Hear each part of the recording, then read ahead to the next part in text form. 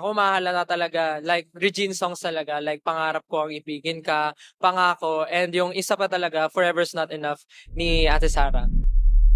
Hello there! Mr. Viva Fanboy here. Daily updates naman tayo mula sa ating SB19 Stel na kung saan may billboard content para sa 10th Wish Music Awards. Itong si Stel kung saan tinanong siya kung ano nga ba mga top 3 OPM songs ni Stel.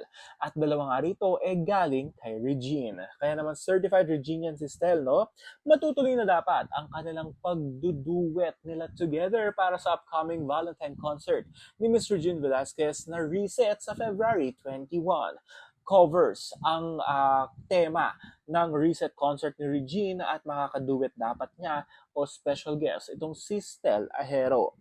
Sometimes, somewhere dapat ang kanilang kakantahin o iduduet na malalang malala dahil nabanggit nga ni Regine Velasquez sa content interview nito kay OG Diaz, yun dapat ang kanilang iduduet dahil narinig nga nitong si Regine ang performance ni Stel sa kakatapos lamang last year ng concert ni Mr. C.